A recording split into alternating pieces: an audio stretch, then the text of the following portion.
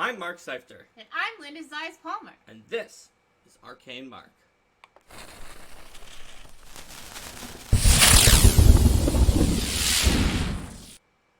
Welcome everyone to Build a Monster Workshop.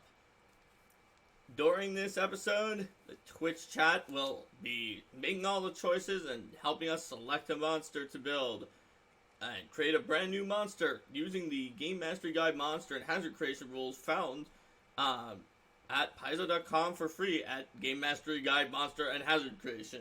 Or if you're watching this ways down the line on YouTube, then you can look at your actual copy of Game Mastery Guide. Yes, pull out your actual copy of Game Mastery Guide and think, since I'm watching this on YouTube in the future, I have all these things that they didn't have at the time.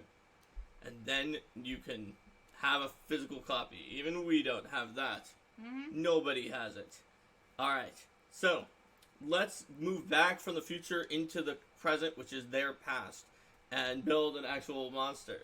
Indeed. And to get started, let's open up your Monster and Hazard Creation file and look at what the first step is. Concept and roadmap. The file says, to begin making a creature, you should first come up with its concept. You likely already have the base idea. Oh, nope. No, we don't. We do not. We need a basic idea for a monster. What is going to be our concept for this monster? A Sharkshasa. A Sharkshasa. Giggle monster. A giggle monster. A giant leshy. A giant leshy.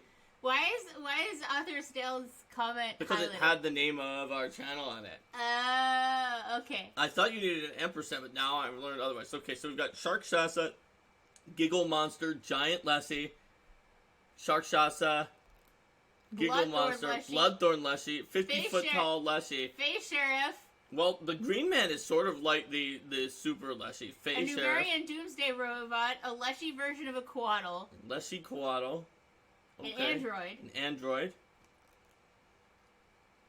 Alright. Any of these we could do just because we're going to be abstract with monster creation. It may be a little more challenging to cover things where they're sort of farther away from the rule set, but we could do it. An owlbear Rakshasa. Leshy dragon, owlbear Rakshasa. Like a dragon, but a millipede. A millipede dragon. So like a dragon with 1,000 little legs. They have those in like some folklore, like a dragon with all the legs. Alright, so let's say we're still in the brainstorming phase for a little bit longer. I'll tell you guys when we're cutting off the brainstorm, and then we'll vote for one of the things that made it into the brainstorm. Flying monkey. Okay, that's a classic. Linorms do sometimes have a fair number of legs, maybe not 1,000 legs. Like a millipede, but with human arms. What was that monster from 3.5 that was like some ridiculous? It was called like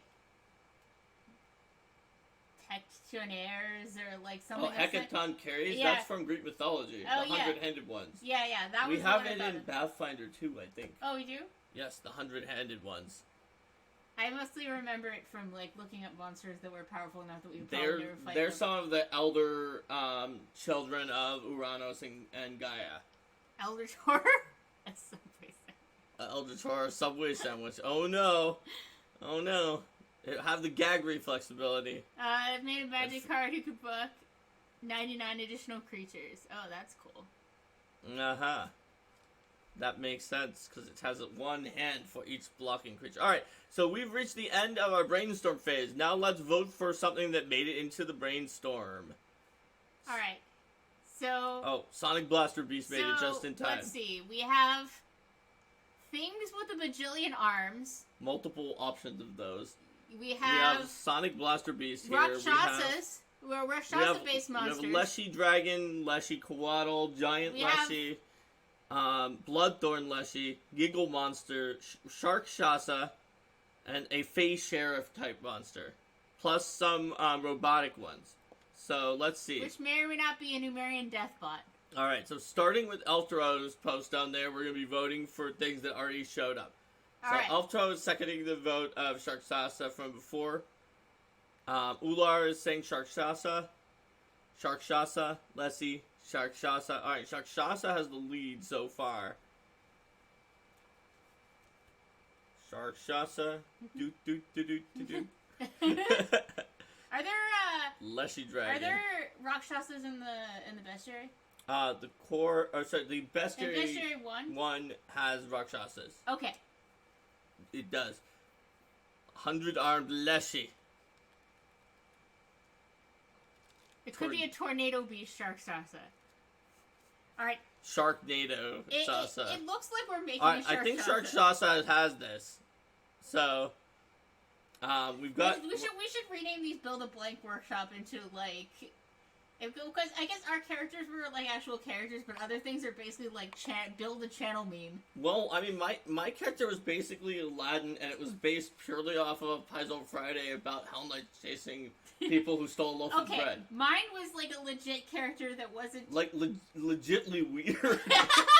That wasn't totally based off Yours looked like that picture of the Cyclops with the lobster claw and the bug wings that's on the front of the file. So we're building a Sharkshasa. Sharkshasa is our concept, which I take to mean a shark-based Rakshasa. Yes. There's maybe not the basic Rakshasa Raja, just with a shark head. Yeah. There's actually a member of the Rakshasa family that is aquatic and is a Sharkshasa. Yeah, that makes sense to me. Like how you have Raktavar and Rakshasas and other things like that, yes. We should take notes, consider the parts of the creature we find most compelling and want to emphasize when the creature hits the table. For example, in the bestiary, demons are creatures of sin designed to have weaknesses against virtues. Okay, so what are the most interesting things going to be about this Sharkshasa? What is the role in the game of the Sharkshasa? What are we going to do with this Sharkshasa? So, they begin to suffocate if they ever stop playing. So it seems like they're definitely, like, probably going to be a magical or social menace like most other Rakshasas. Yeah. You see that even in they begin to suffocate if they ever stop plotting. Well, you mean, you also have a lot of Rakshasas that have this sense where they have this thing that is anathema to them in some way. I think that's divs. Was that divs? All divs have something divs. that's anathema to them. You're right, I just blanked. Anyway, but they could... But the Sharkshasa, there's another proposal here, is that it's not a social shark, but an ambush killer. As well. So that's another possible direction to go, because sharks are ambush killers. And yeah, certainly any kind of Rakshasa have some strong resistance against magic. If you check out the Monster and Hazard Creation doc, when it talks about converting first edition monsters in that sidebar, one of the things it talks about is how to handle if you want to convert SR over. And it specifically gives Rakshasa an example of something that had very high CR for its level, and therefore would get... I mean, SR. Yes, that's what I mean. Listen to what I mean, not what I say. But it's pretty hard to have high CR for your level. Had very, very high SR for its level, and so therefore would have potentially a +2 status bonus to saves. And generally, these Rakshasas wind up with a +3 versus Divine Magic, just in the bestiary itself. Yeah. So, that's probably going to be the case. Possible Cabbage points out, where do they fit in the underwater pecking order? Because there's Algol Flu in there as well. Sharks have electro perception. Do Sharkshasas have magical perception? Well, I mean, in Pathfinder, sharks do have that really keen sense, but they don't wind up having electro perception written into the rules. But Sharkshasas might have a different kind of perception. Well, at the very least, I think they're going to be good at perception. It could be a blend of the Raja, but for the aquatic races. But they have to talk for so long. They scoff at the idea sharks need water and are land sharks, Alstro says. Pule Shasa. Are they amphibious? A frenzy ability based on the blood frenzy of sharks. So all of these are ability ideas that we can write down, which is also something we should be doing during this phase. But we need a core concept and role that we are a little bit modeled on right now about which one we want to pull off, because of the fact that sharks and Rakshasas each have very different roles from each other. Yes. So the question is this the sort of the Rakshasa-y shark type creature or the sharky Rakshasa type creature?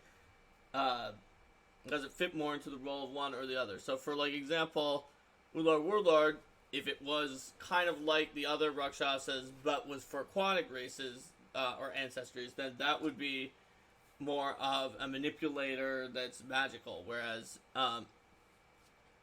alright, so take care, Author's Dale. We'll have to see what the Sharkshasa is on the flip side. Get it? Flip side? Okay. So, people are saying Sharky Rakshasa. So, that means that it's probably going to be some kind of social and magical threat. That doesn't mean it can't have some kind of shark-like ambush that is built into it too. Or there, I mean, there's a sense of how does a creature behave when it's backed into a corner, when it finds that it does have to fight. So it could be that it prefers to do social manipulation, but if it does have to get its hands dirty, it's certainly not going to fight fair. It strikes quickly, with great anger. It's a social magical threat that's still pretty physically imposing. I mean, even Rakshasas are no slouches with their physical attacks, but yeah, I would say that's true. So based on the road... Brian says they have to admit their true nature when asked through a closed door. So based on the the base roadmaps from page 6, it sounds like we are looking for maybe a magical striker.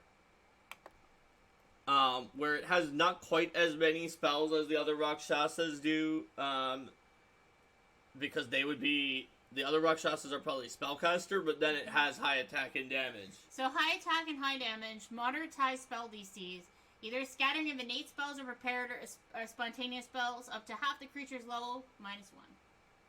Yep. So... But we had also said that this one might have some better perception, so we can handle that in the...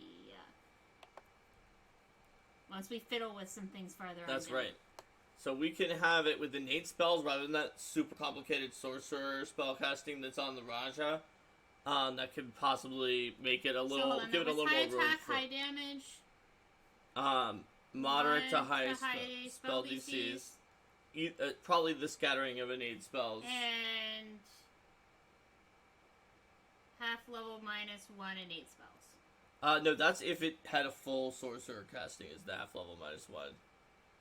It's either a scattering of innate spells or prepared spontaneous spells up to half the creature's level -1. Yep. Scattering of innate spells. Because, there's some demons that are strikers that have... They have a few innate spells, but they were up to their level sometimes on the innate spells. Yeah.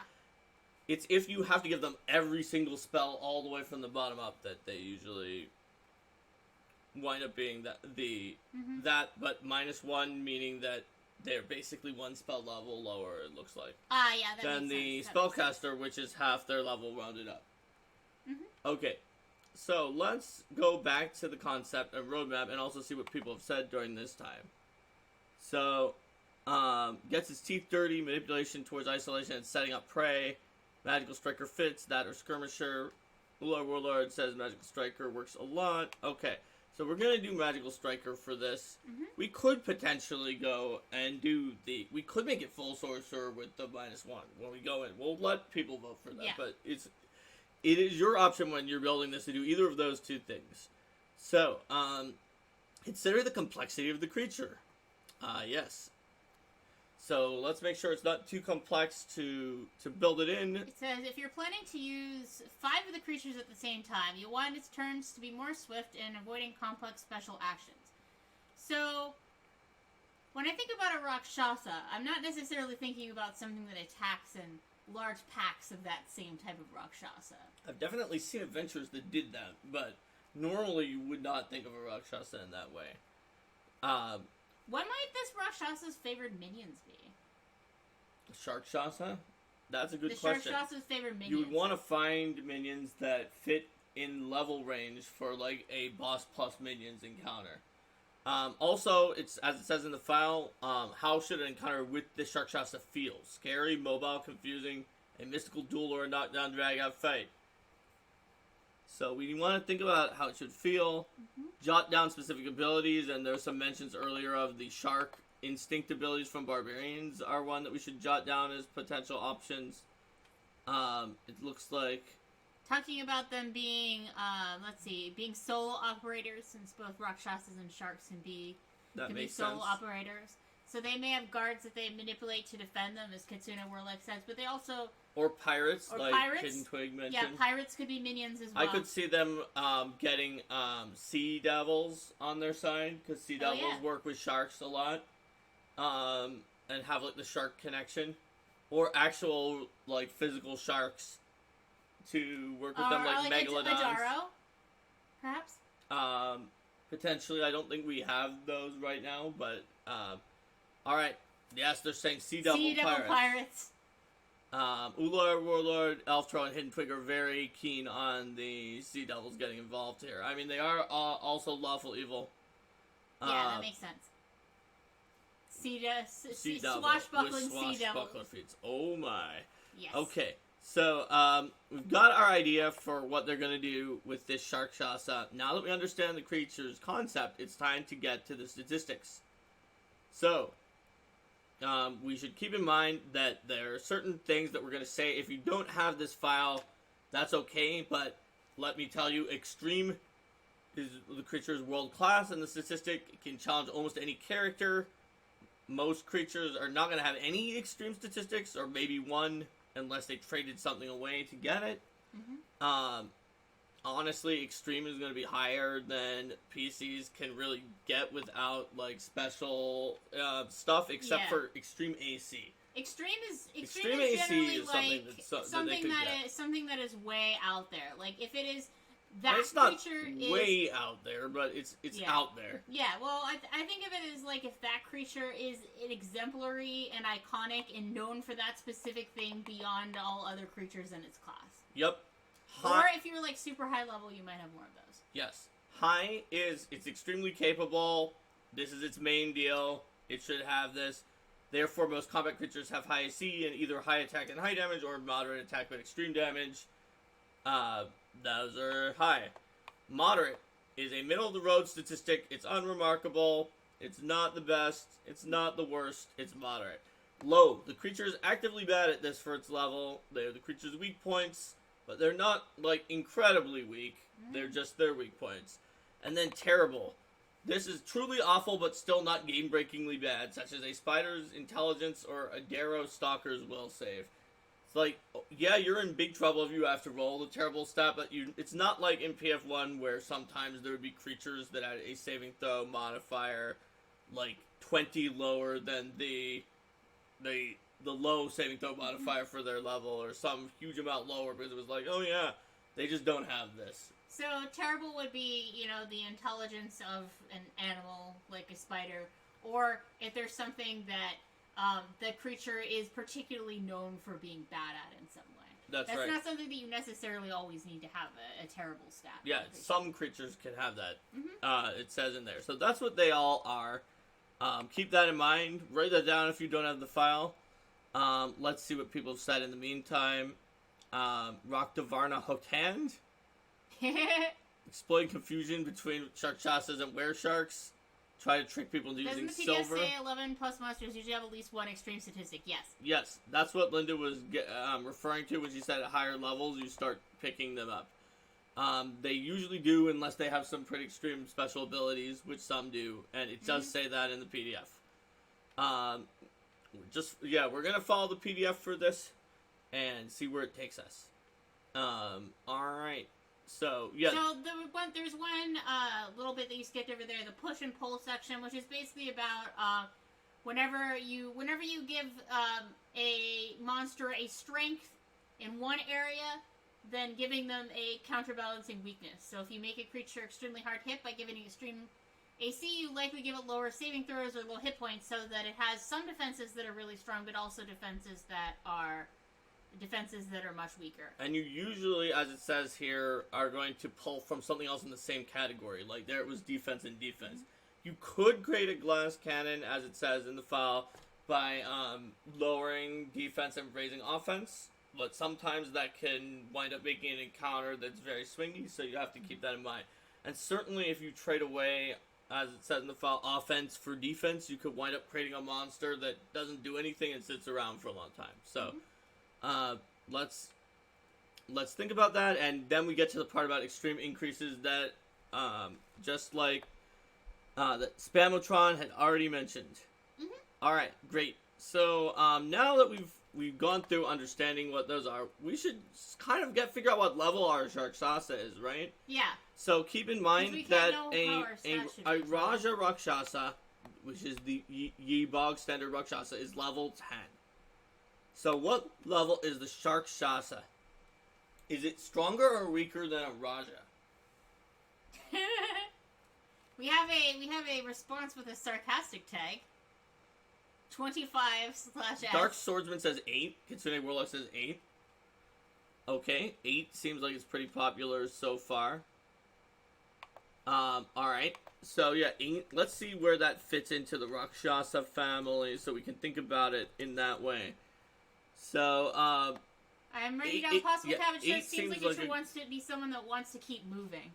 So 8 is a good level. It's the same level as Marai Rakshasa, but it's not going to be encountered in the same locations. That would mean that it is stronger than the Dandasuka and the Raktavarna, while being weaker than just a bit weaker than the Raja, and weaker than, for example, the Maharaja by a great deal. Mm-hmm.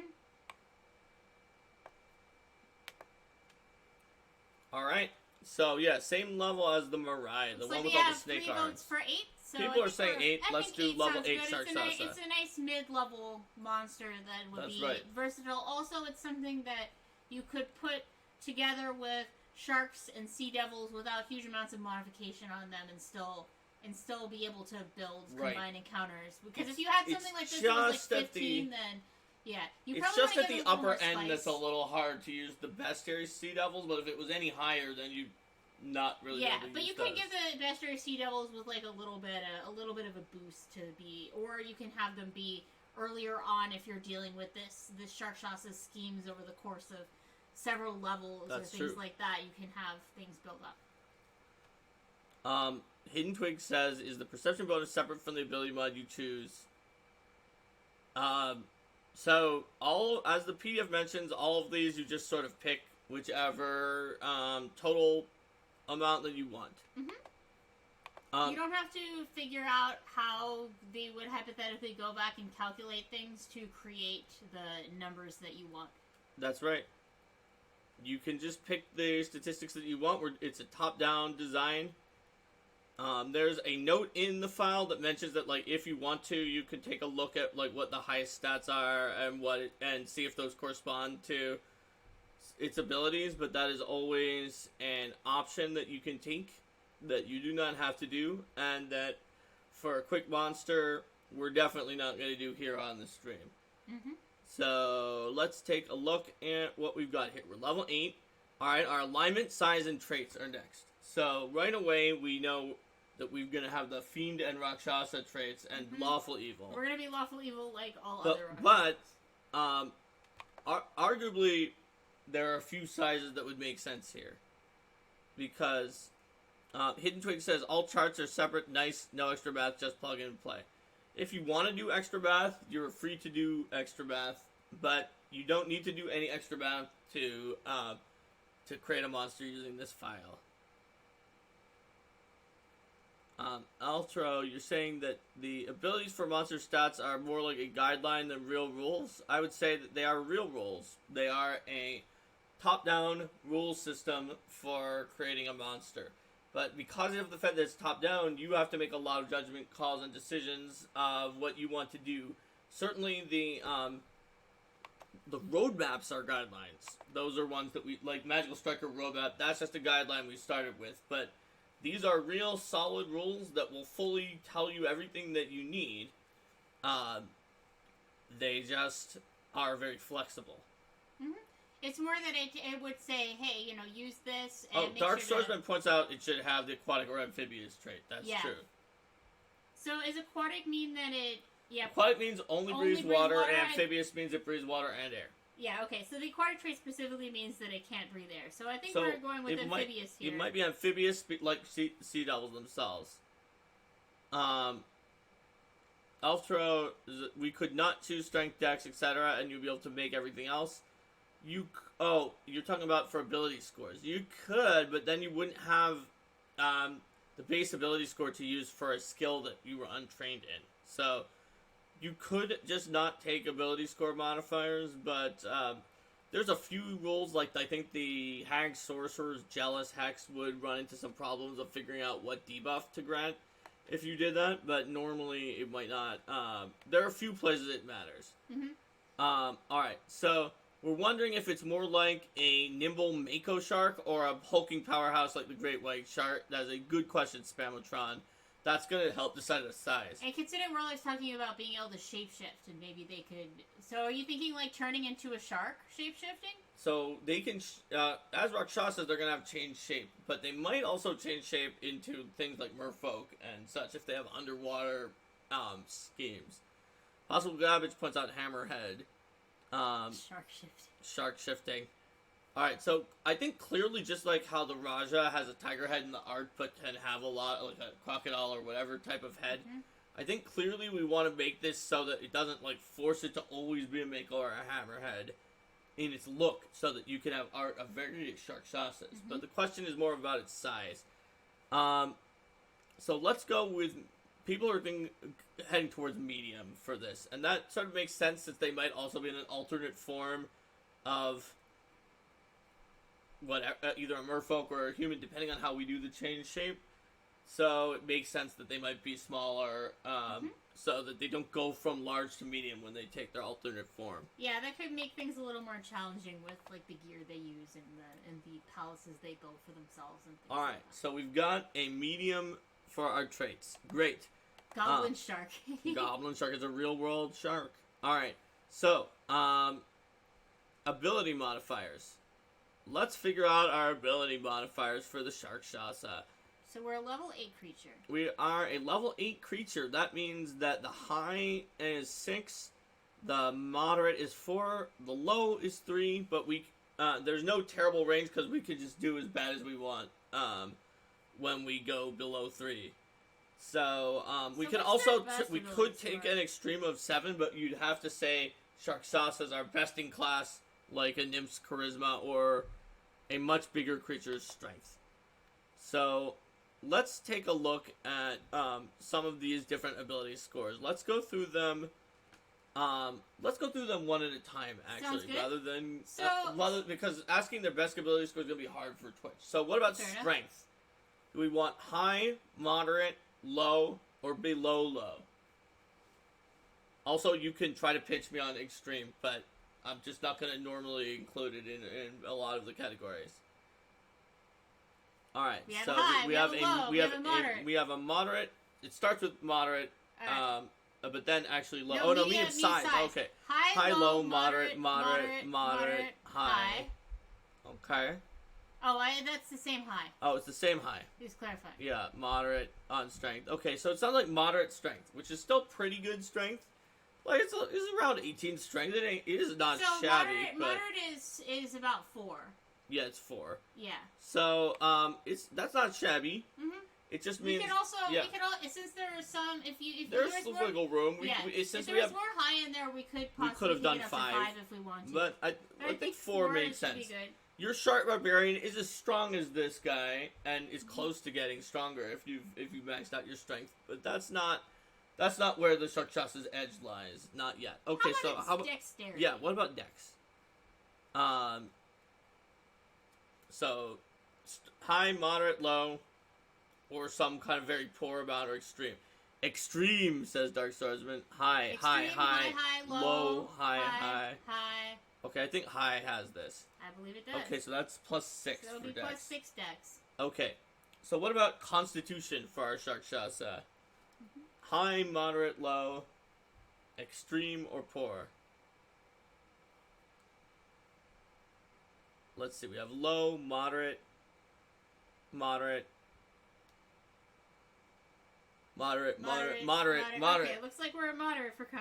Okay. So far we've got 2 moderates, and a high. Let's see if the file has some advice on this. Use high for the creature's best stat or stats, moderate for ones they're okay at, and low for the rest. If a creature has a truly bad ability, you can go as low as -5. There's no terrible rating. Okay, so We don't have any that are low yet. So, clearly for some kind of Rakshasa creature, we're not going to have the low on Charisma. Yeah. And some monsters don't have any low. Well, there are just some that don't. Are there any lows on the Sharkshasa? Instead of rating intelligence or wisdom separately, are wisdom or intelligence low, or both? Low is just the default that the rest would be, according to the file. So... Mm-hmm.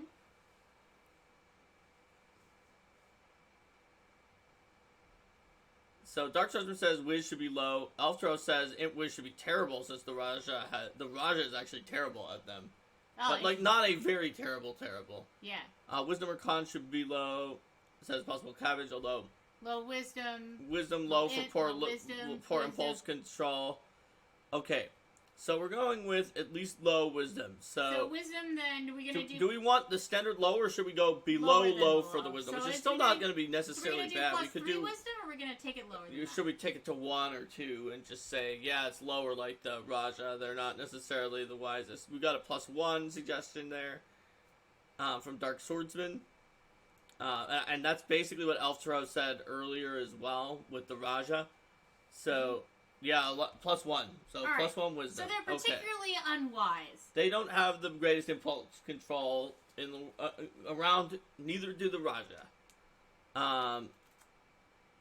And then what about the intelligence? So a few people said that should be poor. Elftro points out the Raja is +2 intelligence. So the question is, should the Sharkshasa be as smart as the Raja, smarter than the Raja, or dumber than the Raja? Elftro says +1 for +1. Alright, we've got some +1s for int. +1. Okay. So not particularly intelligent or wise, but physically beefy. Alright, now what about charisma? Because Rakshasas are pretty good at that in general. And sharks are pretty scary. And the Raja is at +5 charisma because their dex is the highest.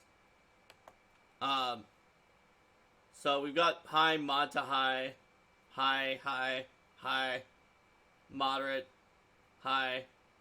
Okay, we've got a lot of high and moderate or mod to high. Extreme! Shark is in the room, you notice it. Oh, 2 extremes. Okay, so I think this is going to balance it out to having +6 charisma, so it's a little higher than the Raja by just a tiny bit. But it's also, it's lower level, it's a little, not quite as high intelligence, and otherwise its stats are very similar to the Raja. Actually, the only differences are higher charisma modifier and lower intelligence. Our lower intelligence modifier, okay, yes. Cool. So we've got our ability score modifiers. Let's move on. So we should probably be considering then that this one may be, with the going toward extreme, that this one might be a bit better in its intimidation. Yes. I can see this being better in its intimidation, but not nearly as good in its deception. It's high on charisma, not extreme, but it not might really have good an extreme intimidation. So yeah, it could be extreme in intimidation, but maybe not quite as good at deception. So then that could be a bit of a different niche for it from the Raja. It's not as much. It doesn't have quite as much of that subtle manipulation skill as the Raja does, but it really knows how to scare the pants off people when it needs to. All right, so let's pick our perception. So we've got perception, and it says in the file, use wisdom as a guide for setting it. Adjust to the high side if your creature has acute senses or extra training. If your creature has low wisdom, for example, it would probably have a low perception modifier or moderate if it's supposed to be a great hunter. Perception shouldn't be artificially high even if it's used for initiative. You might use stealth instead if you're in ambush. That's what the file says. So, where should we go for perception?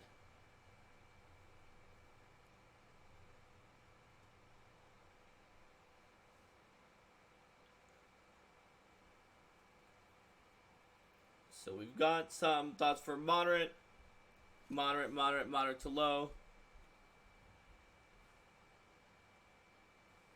Should have good senses but be trickable.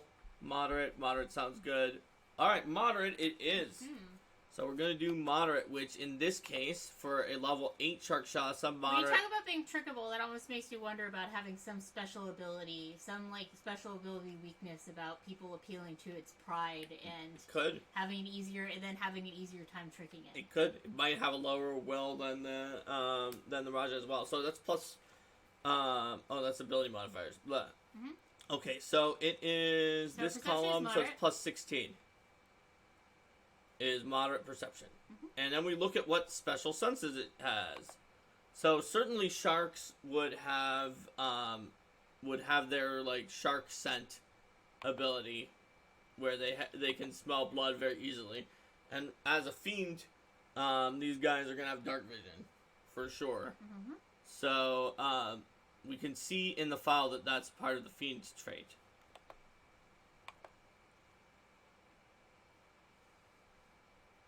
So let's see what people are suggesting here. Could give it blood scent, like the shark, dark vision, scent. Potentially a some kind of tremor-based blind sense for the water. There's a fear sense where it senses when it intimidates someone. Is there room in the rules for creatures with low regular perception but a bonus to initiative that uses perception? I mean, you could put parenthetical whatever you want. In general, if you have a creature that's not that great at perception, but you want them to be good at initiative, you may look for something else that they can do, such as stealth, is the example if given they're in the guide. the example in the file is using stealth for initiative for an ambush predator. But you definitely could have a bonus in there potentially. Like the rules allow you to do what you want and what you need for the creature. So, so we've definitely got dark vision. And we have some kind of other senses, the sensing of blood or fear. Let's see. Let's see what sharks have. Exactly. I think they have a special blood scent ability. Have some kind of fear sense. Bogeyman does. Yes. So sharks have blood scent where they can smell blood in the water up to 1 mile away, and an imprecise 100-foot scent ability, which is a very good scent ability. Do we want to give that to the Sharkshasas, or do we want to go for something different?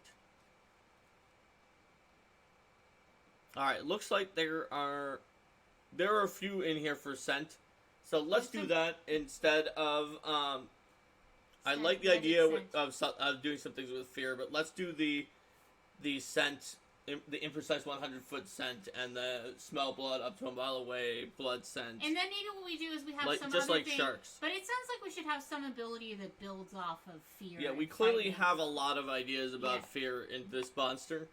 When we get to filling out the abilities, I think we'll do that. So let's talk to languages. So languages of the Rakshasa, they speak Common, Infernal, and Undercommon. However, this one probably speaks Common and Infernal for a Rakshasa, but it might speak Aquan. For what do sea devils speak? Actually, what's their languages other than speaking with sharks, which maybe this Sharkshasa does? Let's see. Sea devils. They speak Aquan as their main language, and they have the language Shark Commune, where they can talk to sharks. So, Kitsune has the Aquan and the Shark Commune. Aquan and Shark Commune. Okay, so do people think that they should have Aquan and Shark Commune?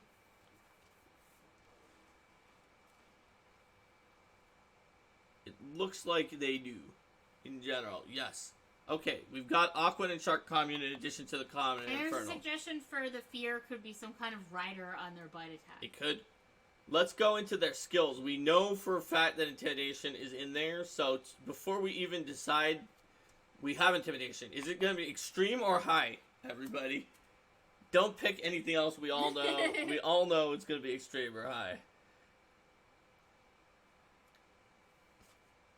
Extreme Intimidation. Alright, Intimidation is extreme. Extreme Intimidation, that's plus 21, by the way. So Intimidation is what they're amazing at, for sure. Okay, so what other skills are they going to have trained? Take a look at the Raja Rakshasa. It has Deception, Diplomacy, Intimidation, Performance, Occultism, and stuff. Well, I think they should be able to swim. So Athletics. So that would suggest Athletics. Okay. That's a great point. Let's see. Other people have. Dr. Swordsman mentioned Stealth. Joe Junger's mentioned Athletics for swim. So Athletics. Tell me, what should they be in Athletics? How extreme, strong, extreme, high, moderate, low. How good is their Athletics? in general. We've got high, survival, moderate, stealth. All of those are good skills. Moderate athletics. I think that makes sense because their strength. Moderate athletics is plus 16. So athletics plus 16. Sweet. Okay. So let's stealth look at and stealth. survival Stealth's coming been up in here. there a lot. So, Alright, so what is our perception? Our perception is plus 16. So if we want to be an ambush predator and use stealth for initiative, as the PDF mentioned, we will want a stealth of high, to be higher than our moderate perception. However, what do we think for stealth? Let's see. Spamatron says, High. Dark Swordsman says high. Okay, that's a consensus. So plus 18. Plus 18 stealth. So Yes. we've got an extreme, a moderate, and a high. We also had some thoughts about survival in there. I think that ultimately they're going to have deception based on what we're having them do. It doesn't mean that it's going to be as good as the Raja is at deception. How are they at survival? Yeah. Do they have survival? If so, how are they at survival? We've got moderate deception as a thing. We pivoted to survival. Oh, moderate deception? Or we have one vote for moderate deception because I was about to ask for deception. Ah, yes. But then you asked for survival. So, and then Joe Junger's wonders about pirate lore. We've got moderate deception, moderate survival. Okay, so we've got enough for moderate deception to, I think we can do moderate deception. So that'll be the same as the athletics. Yep. We have one for moderate survival, low survival for Gem Reckless. They do have a lower wisdom, so it could make sense. Low is still, like, not that terrible. It's kind of like being trained. Low survival from Dark Swordsman. Let's get one more vote for survival before we put it in.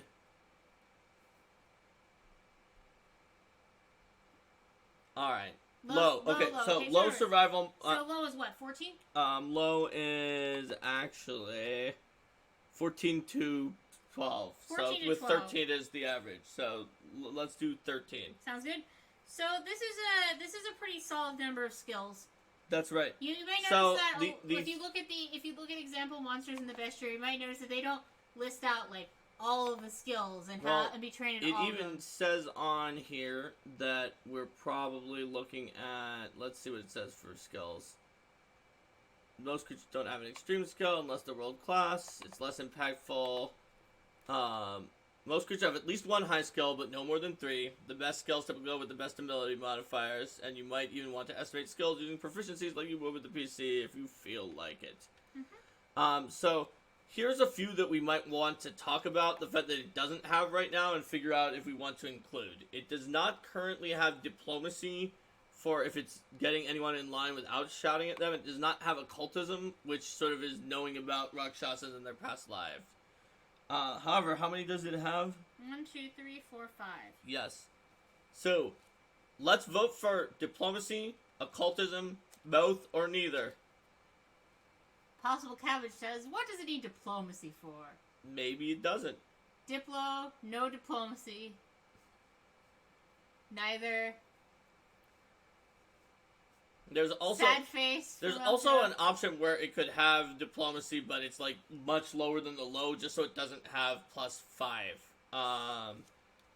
or 6. Sorry. All right. So no diplo, neither. Occultism, yes. Occultism. It should have some idea what it is. All right. I think that diplomacy is going to be a no. Spamatron is saying terrible, but has some. Yeah. So it has a +6 from charisma. Okay. So even though it's completely untrained in it, like that's kind of a terrible diplomacy right there. Yeah, that's true. A terrible would probably doesn't say in the file, but based on the gaps that are here, it would be somewhere more like 10 or something like that. It could do it with 6, a little bit. Occultism with its +1 int is going to be tough for it. Right now. Wouldn't be able to identify other Rakshasas. It's not a requirement. Donda doesn't have a cult either, says Altro, so I think that's fine. Alright, I think we're good then. This is created by Twitch chat. It doesn't want to know what it is. No, it could have lore, Twitch lore. Okay, so we're done with our skills at this point. Let's move on. We don't have to worry about also, safe items. If you saw this monster and you were looking at it in your home game and you're like, why doesn't it have diplomacy? I want it to have diplomacy. You could just be like, boom, it has diplomacy. The improvising creature sidebar says that you could do that. Alright, we don't have to worry about items because we're a Sharkshasa. Let's look at armor class. Goodness, most things have, like, around high, especially since we took the roadmap of Magical Striker. So that probably is 27 AC. Mm-hmm. Does anyone want to voice strongly that we're gonna go against the roadmap here and possibly trade off the AC for something else? We could have lower AC and more hit points, like it mentioned in the file that we could do. But it's probably simpler, since we're making it here on Twitch via votes, to just follow the roadmap in the pieces where the roadmap gives it to us. Alright, no one has said so yet, which is what we already were doing. Yeah. So, roadmap. Alright, we're doing it. Okay, so saving throws. Okay, so, like, we don't exactly have to do this, but the file mentions that you can easily... The fastest way to do it is give one high, one moderate, and one low. There's a lot of other things you can do. If you check the best rate monsters, they definitely do not all do that. But we're making it on Twitch, so let's pick one high, one moderate, and one low. And to remind ourselves, our wisdom is +1, although, like, inherently a lot of the Rakshasas are pretty good at will. Like, the Raja is... Jim Reckless said we could possibly bump the AC up to 28 because of its high dex and then give it fewer HP. That is a thing that we could do, too, is lower HP and higher AC, potentially, as well. So, the Raja's worst one is will, because it's low wisdom. Our wisdom is bad, our dex is very, very good, and our con is pretty solid, but not the greatest. It looks like reflex is a pretty clear... Okay. So, there's some discussion about whether the middle is fort and the low is will. Okay. So, Raja is reflex, fort, will. And... Raja's will is its weakest, but it's also a little bit closer than on certain things. But we can spread ourselves out a little bit more. All right, so it sounds like reflex fort will, and we're gonna spread ourselves out a little bit more. So that means that we have 19 on reflex, we have 16 on fort, and we have 13 on will. Sounds good. And with the +2 to status to all versus magic, 3 against divine of all of our Rakshasa, Sharkshasa brethren. Alright. So, hit points. We have not traded off AC in the end. So it says we'll usually go with a moderate hit points. So, moderate range is 131 to 139. I like multiples of 5, so let's do 135 unless anybody is like... 137 is my favorite number in the world. Does anyone have anything against 135? Or for a number that is very close to that? That's good. Alright, great. So... We're doing it. Alright, we've got 135 hit points. Okay, we don't have any immunities. We don't have that special save thing that Rakshasas Oh wait, hold on a minute. We might actually have fewer or more hit points because we have the special save thing, but most Rakshasas have weakness to good and resistance to all physical except piercing. And because of that, most Rakshasas... So we might have to go and adjust our hit points. Because of that, most Rakshasas, it looks like, have a little bit lower than moderate hit points. Because resistance to physical except piercing is more protective than the weakness to good is of a vulnerability. Well, plus their huge save bonuses. Yeah. And to be fair, like the Rakshasa Raja just has good saves altogether. So... Alright. So what would an appropriate level of people are saying that they might want to lower down the hit points, but actually we can figure that out once we figure out the weakness and resistance, because the PDF tells us roughly what we might be doing here. We're level 8, which means we're level 8. That means the maximum possible to do is 11, and the minimum is 6. So that leaves us in an awkward, somewhat awkward, where 10 is very high for our level, but honestly it's not as awkward as when 10 and 5 aren't in there, because the math of adding or subtracting anything except 10 and 5 is pretty hard. So let's do 10 And that, so if we do according to the file, it says if a creature has a weakness, it gains additional HP. Depends on how tough the creature should feel. If you don't exploit the weakness, up to maybe quadruple the weakness value if it's super easy to do that type of damage. And similarly, the exact opposite on the resistance. So this resistance, so physical damage is going to be a lot more common than good damage. Yeah, I feel and like it's got a pretty hefty piercing number. does get through, but I think that makes like versatile weapons like swords very happy because they can do piercing damage. So it looks like, according to people in chat, that the Raja was based on some of the things here. The Raja looks like it lost 4 times its resistance and hit points and gained 2 times or something like that. So that would suggest that we lose 20 hit points. So let's do 115. Are people good with that? Or 113, Twig says. I'm not sure why exactly 113. Sure, 113. That's a vote that's in that range. I like 115 as a multiple of 5, but really anything in that range is fine. Elthro points out resistance to physical except for piercing for water creatures. It's not as good because piercing is the one that you use all the time in the water. That's fair, honestly, also, given that the aquaticness is going along with it. Maybe we do the other one that's in chat, which is give it back some of its hit points because people are going to use piercing attacks by accident. And maybe we... 120? Yeah, what about 120? We could do 120. So I talked about being weak to electricity and weak cold. To punching in the nose. Weak to boop. Boop. Alright, let's do 120 to make up for the fact that piercing was already what people might use by default under the water. That's really solid, everybody. See, this is how your thought process can just sort of come into a top-down system. And then like, oh yeah, that's the thing. Okay, I'll adjust that a little bit. So, alright, if it moved it just like a human, its speed would be 25, but it sure doesn't. Rajas are very fast on land, but ours has probably got a very good swim speed. Yeah, let's look what's more. A speed and then a swim speed too. So a lot of sharks have really good swim speeds. I've seen them go up to 80, whereas sea devils seem like they go around 35. So you've got a pretty wide range for swim speed. Caval's Byler says to do 121 hit points. Alright, I'll do it. That way it's a perfect square. Yes, it's a perfect square. I like it. Okay. So then, talking about a lot of different options. So I see for swim 40, 35, 50. Let's see, the Megalodon has an 80-foot swim. But it's probably not going to be as good as the Megalodon. It's not going to be as good as the Megalodon. It's not going to be as so what about... aquadynamic is. Yeah, what about the other sharks? It's also presumably not going to be that are not the Megalodon monster. But... And you said the Sea Devil was 60? The Sea Devil was 35. The Sea Devil was 35. The Great White is 40.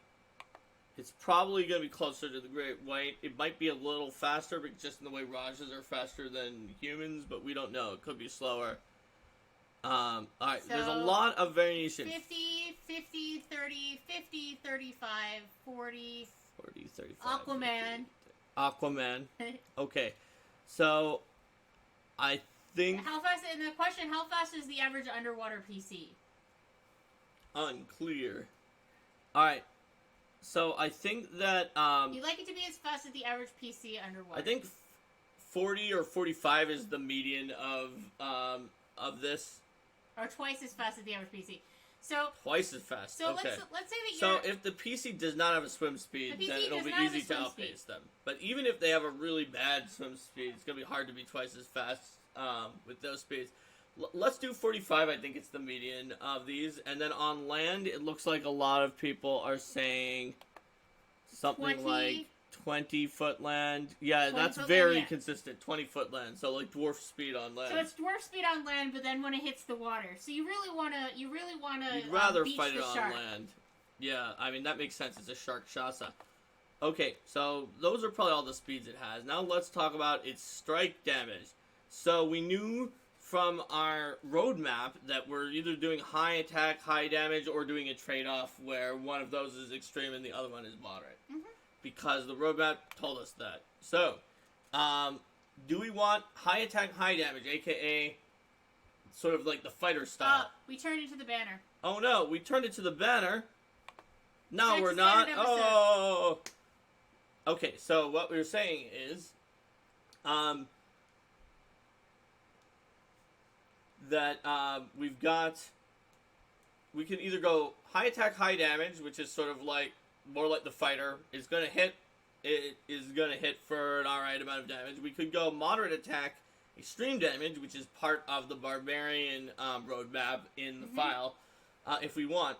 Or we could go for extreme attack, moderate damage. Altro points out the moderate is the Raja is lower, but that is probably because the Raja is a spellcaster and not a magical striker. Looks like we've got a couple moderate attack, extreme damage, like a frenzy with shark teeth. Okay, so it looks like and Spamatron says since it's a nimble shark, high. And there's a few moderate extreme. So we got a couple moderate extremes and one high. Yep. I think we've got 2 moderate extremes and 1 high.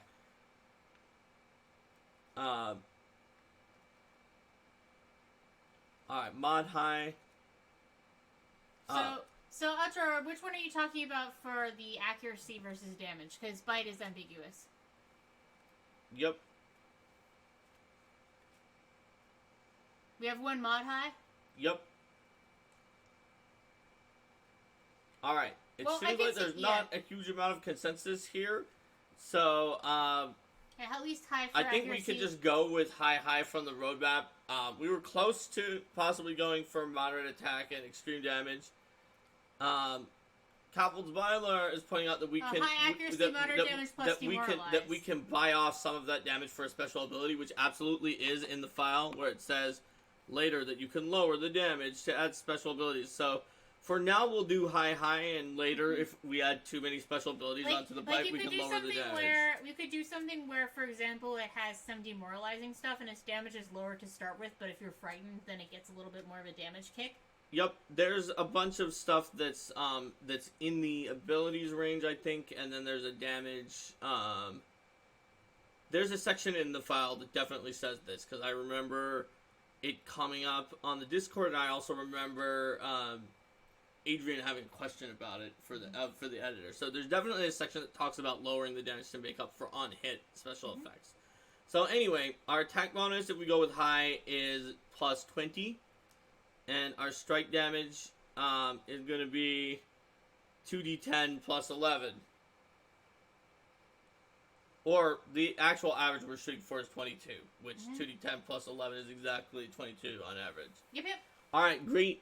So now let's talk about spells, everybody. We decide we're a magical striker. That means we're going to use moderate to high for the spell attacks and DCs. As opposed to extreme. As opposed to high to possibly extreme at high levels. Yeah. For a spellcaster.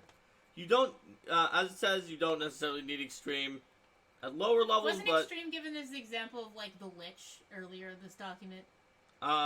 It says in the document, at 15th level and higher, the extreme numbers become standard for spellcaster roadmap. Yeah. The Lich is below 15, and it's still got extreme, but... As the document says, there's a very few points in time where extreme becomes standard, and it'll tell you in the PDF when that is.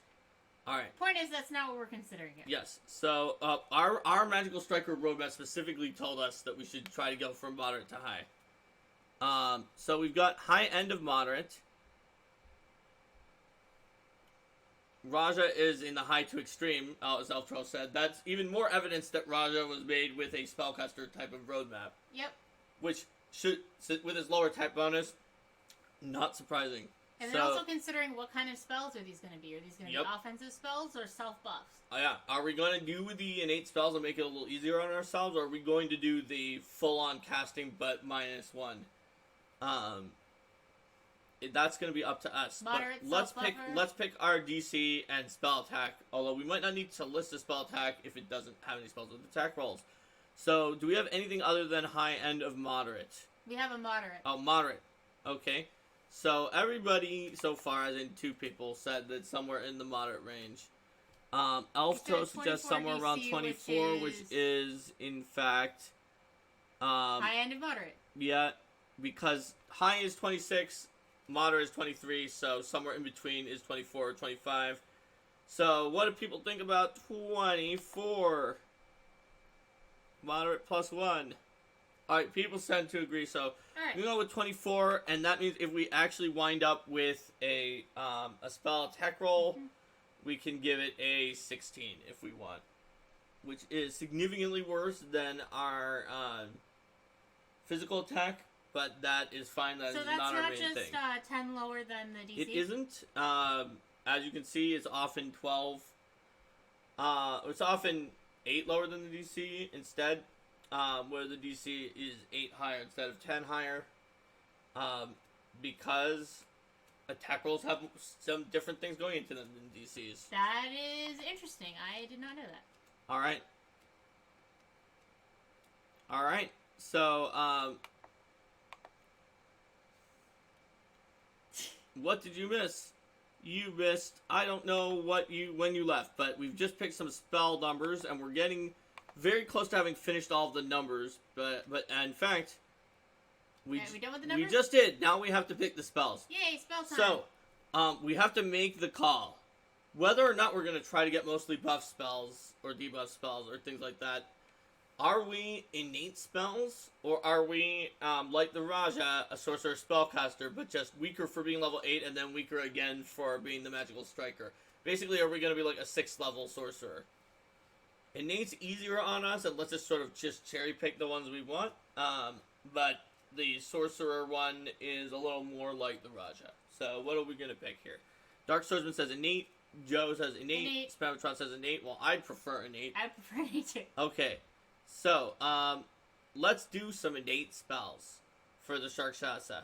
Alright, so we talked about innate, so occult roller then. yeah, they're going to be an occult spellcaster because all of the other ones are. That doesn't mean everything has to be on the occult list that they know, but that is what the type of spellcasting they're going to get from being a Sharkshasa. So then write down occult innate spells. You would.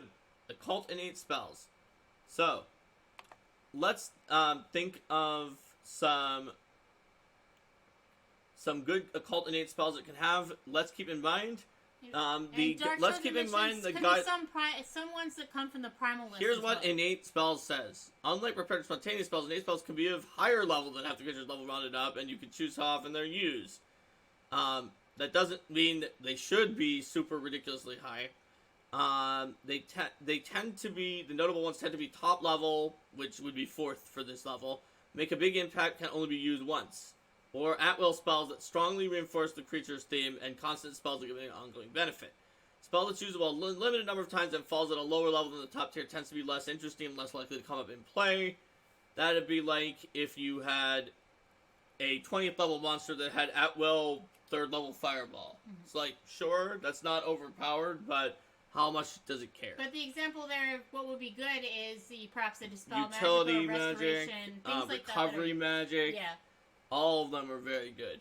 But it's not something you're going to be attacking with. It's basically, is it going to be worth your turn? Also, if the spell is higher than the creature would normally be able to cast, that's generally going to be something that's more like a helper spell, it says in here, not like, haha, this 1st level monster has Meteor Swarm. Yeah, that would be, so maybe something more like, I guess it's I'm thinking about the sort of the 1st edition equivalent, how you had the lower level creatures that had commune and things like that. Lightspeed Flash X mentions Bane is an example of a lower level spell that could be worth it. Normally, yes, although the action cost to build up the area of Bane may not be to the creature's liking, but if Bane-lay people are going to come into its face, it could be worth it.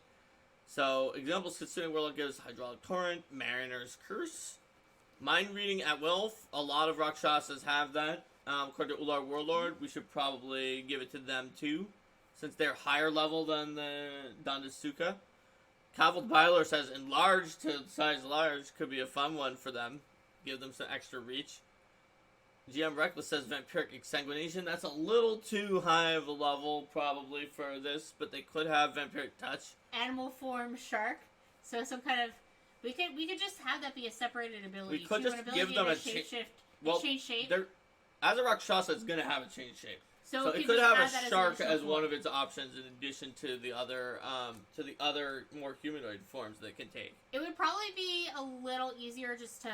I was thinking to put it as part of the shape. The shape. Uller Warlord mentions that both Rakshasa have only 3rd level mind reading, but that is because the Raja at least is a full on spellcaster in the vein of a sorcerer, and I think the Danasuka has a fair number of spontaneous occult spells too, doesn't it? Or am I misremembering? And they're a lot simpler than that.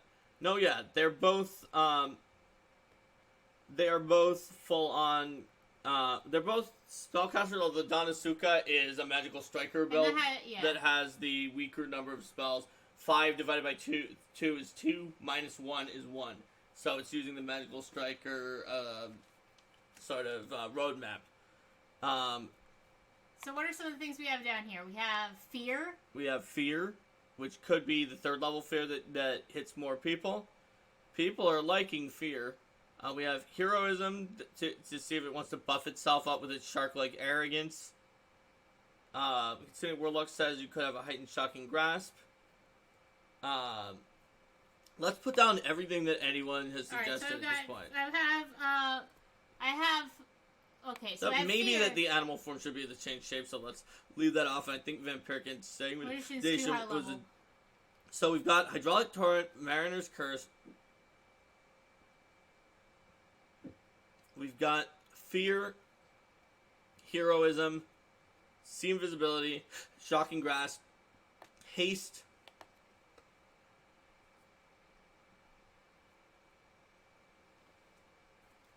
all of these are ideas so far. Mm-hmm. So I think we're taking fear, and the at will mind reading is also in there because that's something that Rakshasas generally have. Kitsune Warlock mentions Glutton's Jaw.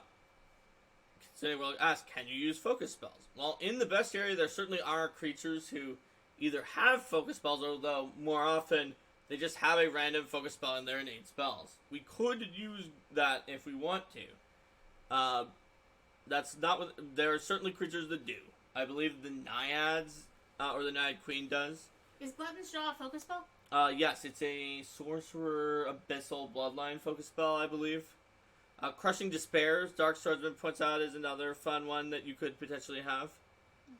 Oh yeah, Demonic, not Abyssal. Elfstro is right, because there are more things in the Abyss and Earth Horatio than are dreamt of in your... demonic philosophy. Alright, so far we have mind reading and fear. Other options we have are enlarge, heroism, shocking grasp, hydraulic torrent. I can't read. Mariner's Curse, see invisibility, haste, glutton's jaw, and crushing despair. That's right. Just well, it could also have invisibility to be an invisible shark.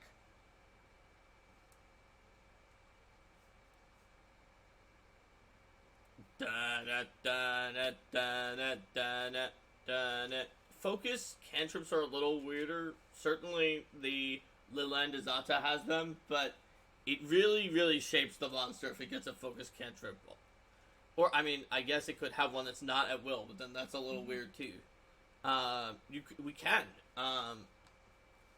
So.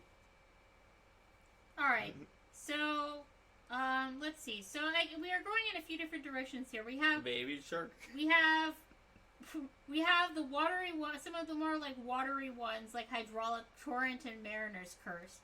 We have Crushing Despair, which is in a similar vein of fear, of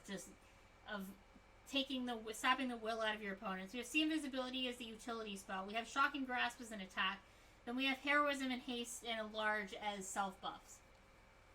Okay. So I'm liking the idea that if we don't take Shocking Grasp, we don't need a spell attack bonus.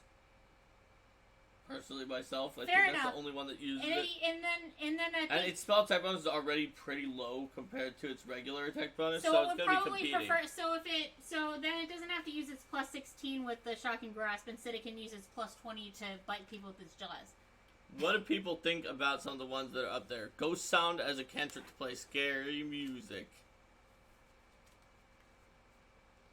Da-da-da-da-da-da. Hidden Twig says Dirge of Doom would be Baby Shark. Yep. Synesthesia. Oh my goodness. Yeah, well, when Ultros has too much fear stuff, like walk on each other's feet, or fins, as the case may be, it's worth considering what is this creature going to be doing on a round by round basis, and making sure that you have a general sense of how it's going to use each of the things that it has. And each of the things we don't have a lot of votes, so let's randomly pick 2 of these buff spells. Alright, 1, 2, 3, 4, 5, 6, 7. There's 7. Okay. All these 7. Alright, the 5th buff spell and the 2nd. It has See Invisibility. And Heroism? And Heroism. Alright, it has See Invisibility and Heroism. There we go. So it has Fear, Heroism, See Invisibility as its spells that it uses in combat, and it also has At-Will Mind Reading, like most. And the good thing about See Invisibility is it won't use that probably unless it either pre-cast it or if something turns invisible. So really, it just has to think about, am I going to buff myself, am I going to fear them, or am I going to bite them? Yes. Samatron says that it won't be simple to run if we add in way too many of them. That's why we picked 2 of them. Yay! Alright, so, we've got our spells. We are done with spells. Do we have rituals? Probably not. This doesn't seem like a creature that would have rituals. So now we have to make abilities. We're on to the page with the, wear red panda. Design abilities. That's so random. Like, why is there a wear red panda? I think Logan just put it in because he was trying to think of a creature that we definitely were not going to make. And then everyone's like, I want to wear red panda, though. So, remember the basics ability design in the document. Respect the action economy, make sure abilities are level appropriate, avoid invisible abilities that no one really finds out that they have. So don't give something an ability that's like, I got a +2 perception bonus. So just give them it 2 more. Perception. Yes, that's invisible. So, let's talk about what we've got for abilities. We've heard a lot throughout the stream about, during our brainstorm, that was when we sort of collected abilities. There might be some fear abilities. There could be fear on a hit. There could be grab on a hit like a shark has. So yeah, we'll talk about on hit. So it sounds like fear and something on the bite are both pretty common. Also, we've got to have change shape. We are Rakshasa. Sounds like people want to be able to change into a at the very least a medium aquatic humanoid or a medium shark. But the question is, can you turn into a medium non-aquatic humanoid too, or only aquatic or shark? What do people think? Should they be able to turn into like a human?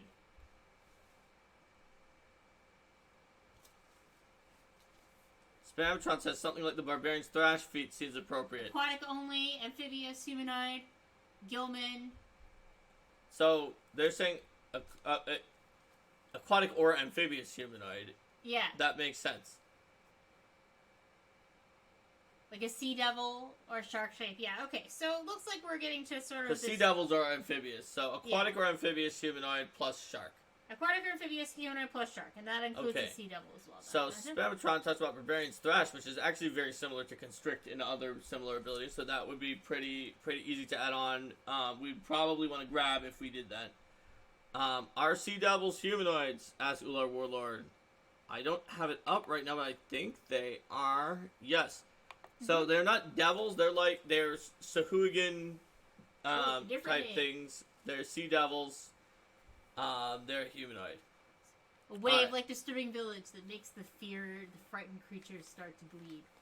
Oh, well, that's pretty cool. Altro's idea that anything frightened in the area might bleed. Bleed. That's kind of like the Vigilante ability in PF1 where Twisting Fear. And that works well, too, because that pulls together the idea of fear sense with the idea of sensing and smelling the blood in the water, that you literally can make them bleed because they're so scared, and then you can smell their fear. Yes. Because now you smell the blood. Yes. And that makes it a lot easier for any shark bounties you might have to track them as well. Okay.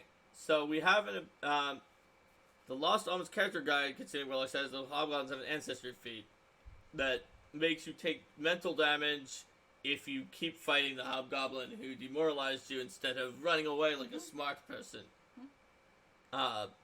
So yeah, that's mental damage, which sort of usually makes more sense for a normal person to do when they intimidate you, but this is not going to be the one that makes sense for a normal person. It's going to actually make you physically bleed. Eltro says it might make them think they're bleeding. But, so, let's take a vote. Are they actually bleeding, which means we can find them with our blood scent ability, or do they only think they're bleeding? So Dark Swordsman says bleeding. Actual mental blood. That's so much more metal. Bleeding. Okay, I think actual blood has one off. Alright, so they have a, what is this? Is this an aura that makes frightened creatures in the area bleed if they fail a saving throw? So yeah, the question is it active or is it an aura? Now, respect the action economy was one of the first tips in the PDF. If we're going to have grab and a thrash, which maybe we're not going to have, that's going to take a lot of our actions, so we might want it to be an aura. On the other hand, it might be real inconvenient for us to infiltrate places if constantly every time we intimidate someone, they burst out into blood. So... Can auras be suppressed? So we definitely, if we have an aura, we probably want one that can be suppressed. So, let's see, we've got aura. Let's see. Elftro says the Raja has a one action wave of past lives. So Hendrik says bite, then they make a save on the bleed effect. Calvold's Byler says rider effect on the demoralize action.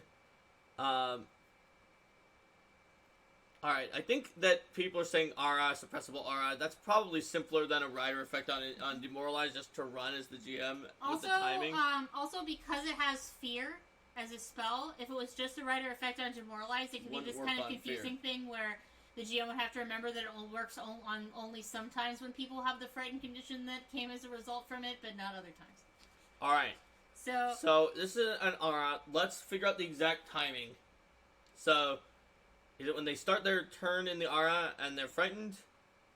Is it when they end their turn in the aura and they're trying to reduce the fear condition that they might bleed if they don't make the save? Is it something that happens like all the time? It's constantly waiting, just seeing if you gained frightened when you're in the aura? What's our timing on this? And that's a question too. Do they stop bleeding when the frightened condition ends? Well, I mean, thinking about the balance of this thing is really fast, so you wouldn't want it to just be able to, like, get you started. And it's hard to treat persistent bleed, it's a persistent bleed which will go out on its own eventually. Mm-hmm. Anyway. And it's certainly true that, like, if something caused a wound, does the wound go away if the initial cause goes away? This is a weird wound that's caused by the fact that you're scared, so it could possibly go away. It's like a nosebleed. And there's another question: how big is the aura? That's an excellent question as well. So this thing likes to get up in your face, but on the other hand, fear has a longer range than that. So we can decide about this, about what we're doing with this aura. Like a 15-foot aura would be a smaller aura for getting up in your face. 30-foot would be bigger, and would probably be able to hit anyone who you put a fear on. So what are you guys thinking in terms of the aura area? 20 feet. I see a few of 20 feet. 15 feet is on there as well. 15 feet to encourage up close and personal. 20 feet. 30.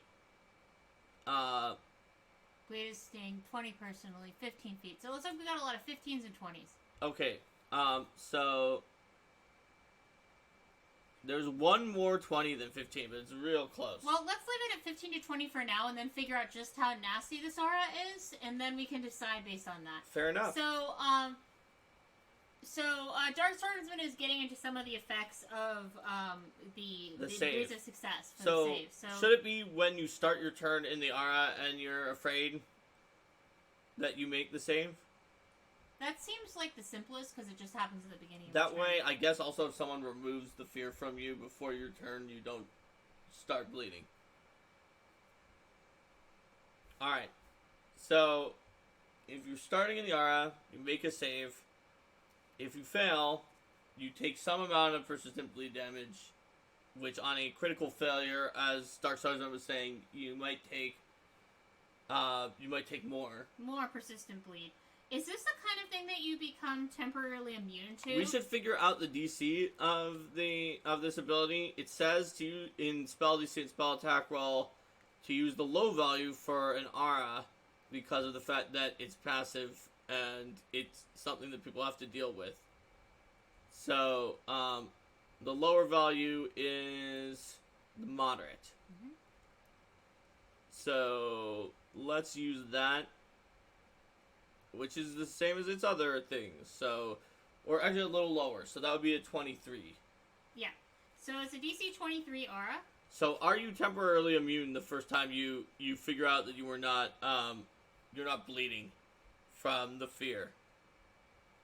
So that, I mean, because I'm talking about how some abilities have temporary immune on particularly on a critical success. Oh yeah, so are you temporarily immune regardless after the first time? It's like, it either happens or it doesn't. Are you temporarily immune only on a critical success? Or are you never temporarily immune? Every turn it goes da-da-da-da and you might bleed. So we have, alright, so Linda, they're going with yours. So critical success, temporarily immune. Success, no effect. Failure, persistent bleed. Crit failure, double the persistent bleed. Okay. We don't really have any guidelines that are in the file telling you exactly how to set your persistent damage. So, we should make sure it's not too high, since it is coming from an aura. How much damage do you guys want to do? We can do twice that on the critical failure. Don't want it to be too low either. This is an 8th level monster. It could be a boss against 5th level PCs. Ular saying 2d6 or 3d6, so a little lower than the low damage. Dark Sergeant said 1d4, Stomach said 2d6. 3d6. 3d6. Alright, we're gonna do 2d8. It's the average what so people it's want to do. 2d8 or 48 on the or double on the crit fail. Yeah. Alright, 2d8 times 2. So is this something that every round then you're rolling at the beginning of your turn to see how this is affecting you, and if you're scared until you critically succeed and then you're cleared out. Yes, and yet it looks like it would. Is this its enemies or is it everything? So normally it wouldn't frighten its allies, but if its allies get frightened, would they get affected by this? I mean, wouldn't it have to try to frighten them generally? Like, would have. Well, to no, I mean the PCs might realize about this aura and frighten its allies. That kind of makes me want to make it affect its allies more, so that it's a way that if the PCs are clever and they know about its abilities, a lot of people are saying there are no true allies, only now meals and future meals. So, okay, it's going to be every creature. Yes. I mean, it's a suppressible aura, so it can turn it off. Yeah, it can turn it off if only its allies are in there, if it's mostly screwing up its own allies. But if it wants to have it on because it wants to frighten people, would sharks be immune? Would sharks be immune? What do you guys think? Are sharks and possibly sea devils immune, or are they not immune? Stump Monkey says yes. Appley says no. Sharks and sea devils should be immune. I'd say yeah, not sea devils, just sharks. Okay, so sharks are immune. Only sharks. Alright, yeah, only sharks are immune. Only sharks are immune. Sharks are like, yeah, this is a shark. Why is that scary? We like sharks. Alright. Yep. Has a special ability that only sharks are immune to because they're a kid. Alright. So that is the most definitive thing that anyone has said. Okay, let's move off of that back to the on-hit. So, yes. What are people thinking about the current state-of-the-art for the on-hit that has been proposed a few times is a grab on the bite that has some kind of thrash/constrict ability where you make people make fort saves, and possibly take some damage as it thrashes you around in its mouth. Do people like that on the bite? And it looks like people were saying will or fort for the aura as well. Right. So, since it's like you're afraid, the question is... aura, I feel like the aura might be will. And then the thrashing and is the thrashing usually might fortitude. Be fortitude, so then people have different saves that they could try That's to right. use to resist. So that way, if you're good at will or fort and not the other, you're strong against one of its two things. And if you're bad at one but not the other, you're still weak against something it has. Alright, so we're going to do a grab and a thrash type ability. A lot of people like that. Alright. Grab and thrash, fortitude, and then will DC. Yeah, grab and thrash, we don't need to lower the damage. Here's another question. Is there bleed damage flat out on the bite that we're going to... Should we take out some of the bite's damage to add in some bleed damage? That just, it always does some bleed on the bite? Or should we let the aura deal the bleed damage and not double up on bleed? Do regular sharks have bleed damage? Let's find out. Regular sharks say it has an ability called Savage that is like the Thrash ability, except it's a little simpler. It does less damage by a lot than Thrash would do, but it doesn't have any save. It just does the damage. Oh, and only can do it once. It has a Strafing Chomp, so it does not do bleed damage. And Megalodon has a Savage that is similar situation. So maybe the Sharkshasa actually has a Savage instead of a Thrash. Either one is where it can only do it once, and it does a little less, but there is not a save. What do you mean it only does it once? Savage is... Thrash is just like, as soon as you're grabbed, it can just keep thrashing you. Oh, I see. When Savage, it doesn't actually need to grab you. Although, yeah, Savage, it doesn't need to grab you. It can just do some extra damage. And then there's Breach. People are saying Breach would be so silly. Alright, so bleed doesn't stack. Let the aura bleed. Alright, that makes sense. Okay, should it have Breach, everyone? It looks like we're going to give it Grab and Thrash instead of giving it exactly the Savage ability from the other sharks. But, yes, Kaffels Byler, they can jump at you to eat you. Real sharks can There's too, no although harm. No harm missed this episode. Real sharks can't jump quite so high, although, let's see, a great white shark, breach, height, let's see, according to the very reliable internet, real great white sharks can breach up to 10 feet, and Pathfinder sharks can breach way more than that. Kitsune Warlock says real sharks aren't jumping away from Ravagug. That's true. Everyone in Golarion is jumping away from Ravagug. Well, I could see at the very least when this turns into a shark, maybe it can breach when it turns into a shark. Because then it's a shark. Alright, Cavalpado says no breach, weaknesses beat things on land. I mean, normally when you're breaching, you're actually going after things in the air. Yeah.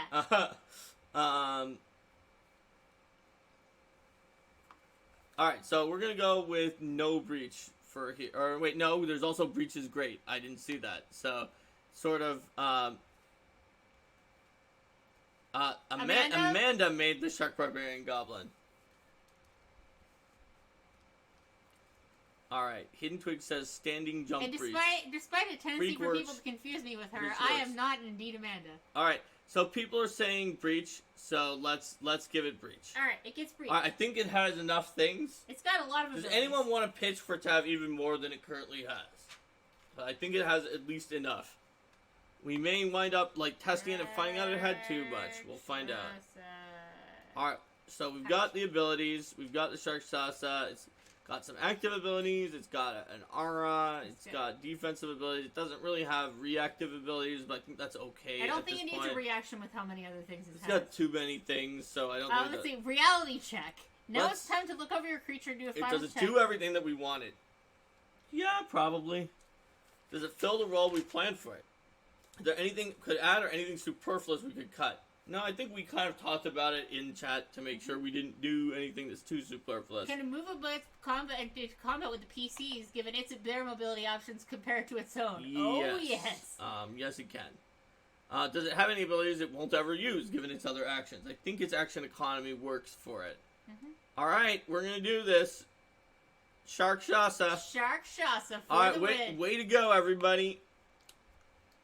We have, through consensus and waiting for votes, on every step of the way, in under 2 hours of, like, just horsing around with friends, managed to put together the Sharkshasa.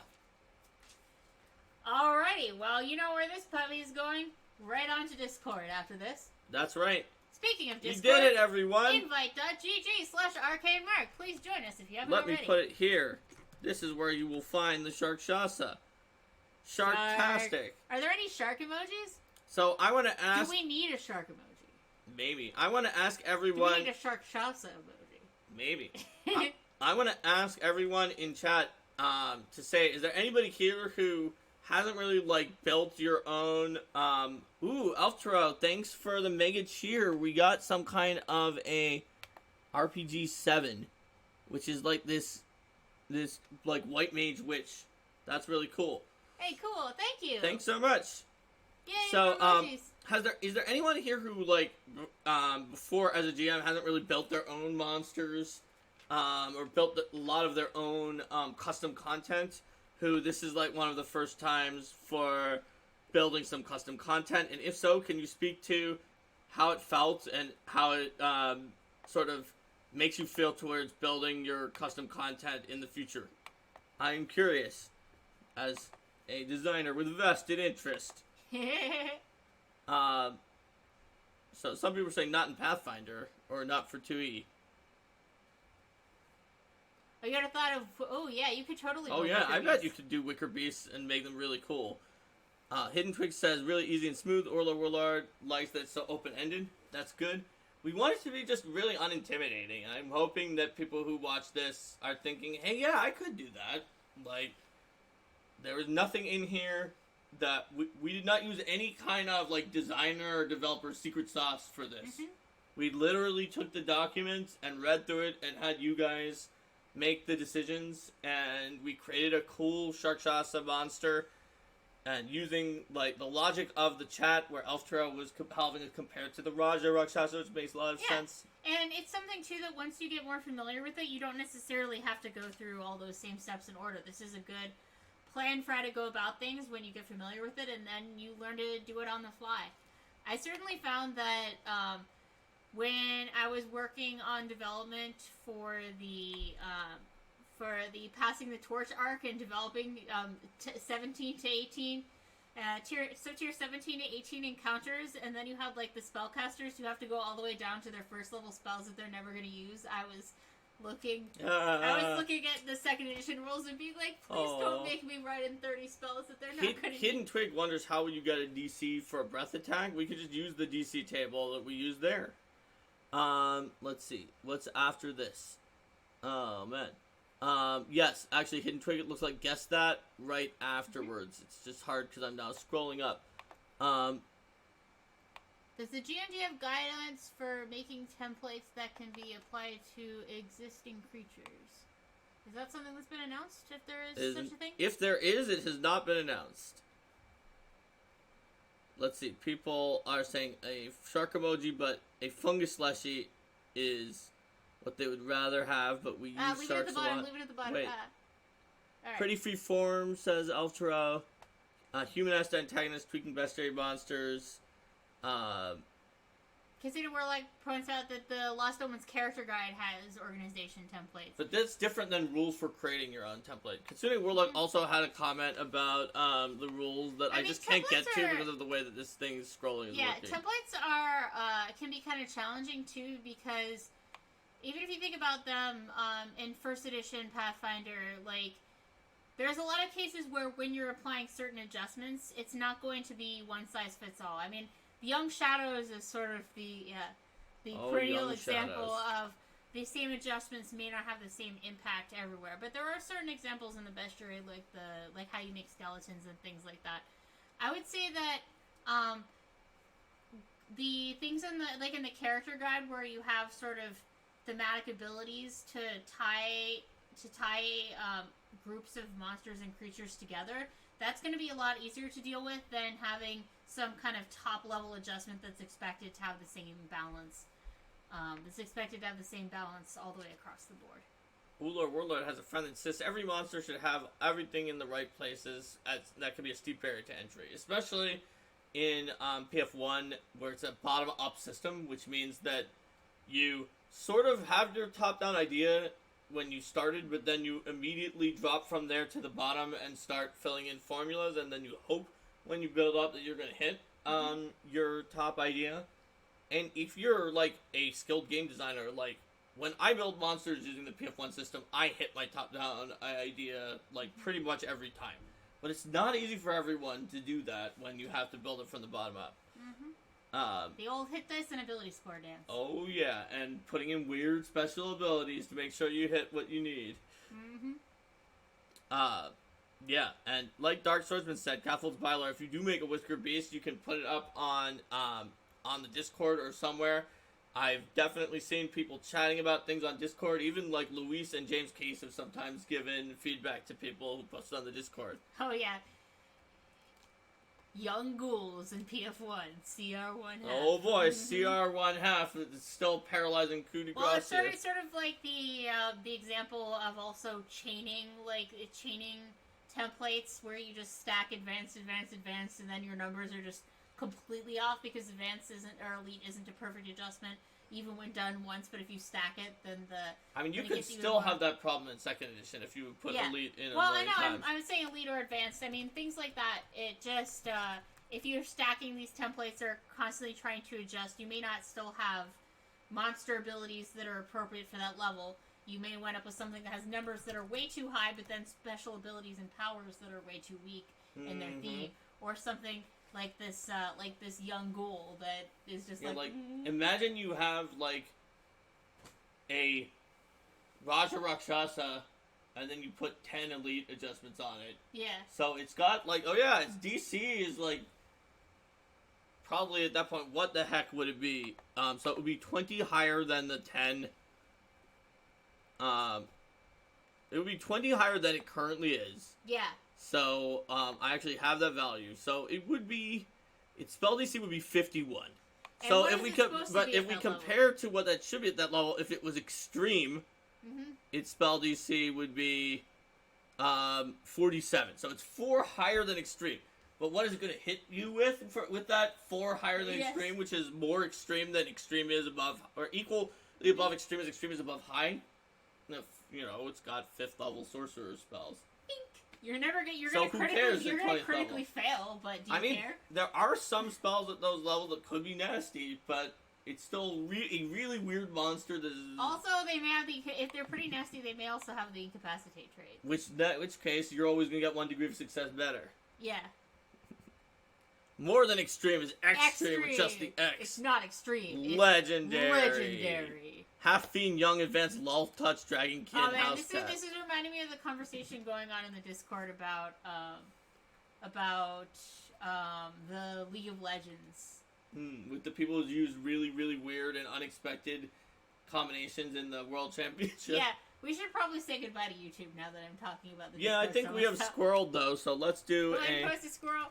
I mean, YouTube is welcome to join the Discord, and we'd love to have our YouTube members in the Discord. Yeah, but if I'm talking about literally what we've just been talking about in the Discord, they're going to be months out of date. Oh yeah, totally. Alright, so, bye YouTube, see you next time.